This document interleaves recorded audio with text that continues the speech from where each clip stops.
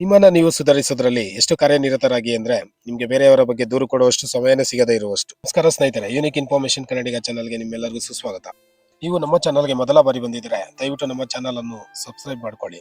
ಪಕ್ಕದಲ್ಲಿರೋ bell icon button ಅದು click ಮಾಡಿ ಹಾಗೂ ಅತ್ಯದ್ಭುತ ಅನುಭವಕ್ಕೆ ಇಯರ್ಫೋನ್ ಅನ್ನು ಬಳಸಿ. ಇವತ್ತು ನಾವು ಮಾತಾಡಕ್ಕೆ ಹೋಗ್ತಿದ್ವಿ ಓವರ್ ಥಿಂಕಿಂಗ್ ಬಗ್ಗೆ. ಇಲ್ಲಿಂದ ಯೋಚನೆ ಮಾಡಕ್ಕೆ ಶುರು ಮಾಡ್ತೀರಾ, ಮತ್ತೆ ಗೊತ್ತೇ ಆಗಲ್ಲ ಅವರ ಜಗತ್ತಿಗೆ ಹೋಗಿ ತಲುಪ್ತೀರಾ ಅಂತ.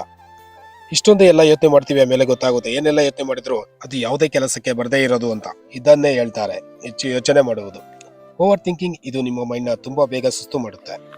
ಓವರ್ ಥಿಂಕಿಂಗ್ ಅರ್ಥ ಏನಂದ್ರೆ ನೀವು ನಿಮ್ಮ ಟೈಮ್ ಹಾಳು ಮಾಡ್ತಿದ್ದೀರಾ, ಎನರ್ಜಿನ ಹಾಳು ಮಾಡ್ತಿದ್ದೀರಾ, ನಿಮ್ಮ ಹೆಲ್ತ್ ನ ಹಾಳು ಮಾಡ್ತಿದ್ದೀರಾ, ಮತ್ತೆ ನಿಮ್ಮ ಮೆಂಟಲ್ ಹೆಲ್ತ್ ಕೂಡ ಹಾಳಾಗ್ತಿದೆ. ಓವರ್ ಥಿಂಕಿಂಗ್ ಇದೆಯಲ್ಲ ನಿಮ್ಮ ಇಚ್ಛಾಶಕ್ತಿಯನ್ನು ಹಾಳು ಮಾಡುತ್ತೆ. ಯಾವುದೋ ಕೆಲಸನ ಆಗೋ ಮಾಡುತ್ತೆ. ಯಾವಾಗ ನಮ್ಮೊಳಗೆ ವಿಲ್ ಪವರ್ ಇರುತ್ತೋ, ಯಾವಾಗ ಹೆಚ್ಚು ಯೋಚನೆ ಮಾಡ್ತೀವೋ ಅವಾಗ ನಮ್ಮ ಮೈಂಡ್ ನ ಸುಸ್ತಾಯ್ತಾ ಹೋಗುತ್ತೆ.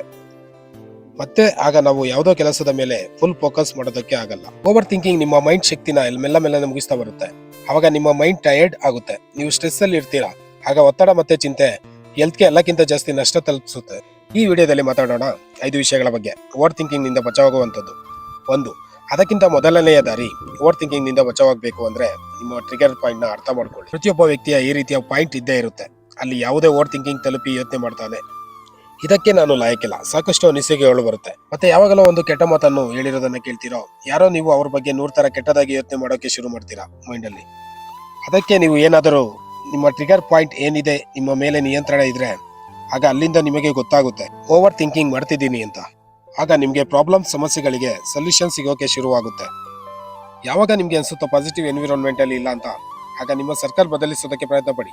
ಯಾಕಂದ್ರೆ ಓವರ್ ಥಿಂಕಿಂಗ್ ಒಂದು ಈ ರೀತಿ ಪ್ರಾಬ್ಲಮ್ ಅನ್ನೋದನ್ನು ನೀವು ಸ್ವತಃ ಸರಿಪಡಿಸೋದಕ್ಕೆ ಸಹಾಯ ಮಾಡಲಿಲ್ಲ ಅಂದ್ರೆ ಆಗ ಬೇರೆ ಯಾವುದೋ ವ್ಯಕ್ತಿ ಇದರಲ್ಲಿ ಸಹಾಯ ಮಾಡೋದಕ್ಕೆ ಆಗಲ್ಲ.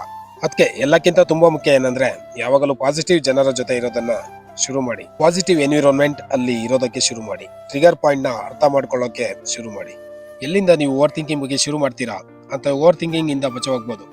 ಓವರ್ ಥಿಂಕಿಂಗ್ ಒಬ್ಬ ವ್ಯಕ್ತಿ ಆಗ್ಲೇ ಮಾಡ್ತಾನೆ, ಅವಾಗ ಅವನು ಪರ್ಫೆಕ್ಷನ್ ಹಿಂದೆ ಓಡ್ತಿರ್ತಾನೆ. ಅಂದ್ರೆ ಸಂಪೂರ್ಣತೆನೆ ಫಾಲೋ ಮಾಡೋಕೆ ಹೋಗ್ತಿರ್ಬೇಕಾದ್ರೆ ಪರ್ಫೆಕ್ಷನ್ ಮೇಲೆ ಯಾವಾಗ ಗಮನ ಕೊಡೋಕೆ ಕಡಿಮೆ ಮಾಡ್ತೀವೋ ಅವಾಗ ಓವರ್ ಥಿಂಕಿಂಗ್ ತಾನೇ ಕಡಿಮೆ ಆಗ್ತಾ ಹೋಗುತ್ತೆ. ಇದೇನೇ 2ನೇ ಉಪಾಯ ಕೂಡ. ಮೈಂಡ್ ಆಫ್ ಪ್ರೆಸೆಂಟ್ ಮೂಮೆಂಟ್, ಆ ಕ್ಷಣದಲ್ಲಿ ಇರೋದಕ್ಕೆ ಪ್ರಯತ್ನ ಪಡಿ. ಯಾಕೆಂದ್ರೆ ನೀವು ವರ್ತಮಾನದ ಸಮಯನ ಬದುಕಿರೋಕೆ ಮತ್ತೆ ಆ ವರ್ತಮಾನನ ಪವರ್ಫುಲ್ ಮಾಡೋದಕ್ಕೆ ಓವರ್ ಥಿಂಕಿಂಗ್ ನ ಮುಗಿಸೋದಕ್ಕೆ ತುಂಬಾ ಮುಖ್ಯ. ಏನಾದ್ರೂ ನೀವು ನಿಮ್ಮನ್ನ ನೀವು ಒಂಟಿಯಾಗಿ ಬಿಟ್ರೆ, ಗ್ರೂಪ್ ಅಲ್ಲಿ ಇರಲ್ವೋ, ಫ್ರೆಂಡ್ಸ್ ಅಥವಾ ಫ್ಯಾಮಿಲಿ ಜೊತೆ ಇರಲ್ವೋ, ಆಗ ನೀವು ಓವರ್ ಥಿಂಕಿಂಗ್ ಮಾಡ್ತೀರಾ. ಆಗ ನೀವು ಈ ರೀತಿ ಮಾತುಗಳನ್ನು ಯೋಚಿಸ್ತೀರಾ, ಅದು ನಿಮ್ಮ ಹೆಲ್ತ್ ನ ಕೆಡಿಸುತ್ತೆ ಮತ್ತೆ ನಿಮ್ಮ ಮೆಂಟಲ್ ನ ಕೆಡಿಸುತ್ತೆ. ಇಂತಹ ಮತ್ತಷ್ಟು ವಿಡಿಯೋಗಳಿಗಾಗಿ ಯೂನಿಕ್ ಇನ್ಫಾರ್ಮೇಶನ್ ಕನ್ನಡಿಗ ಚಾನಲ್ ಅನ್ನು ಸಬ್ಸ್ಕ್ರೈಬ್ ಮಾಡಿ, ಪಕ್ಕದಲ್ಲಿರೋ ಬೆಲ್ ಐಕಾನ್ ಬಟನ್ ಅದು ಕ್ಲಿಕ್ ಮಾಡಿ.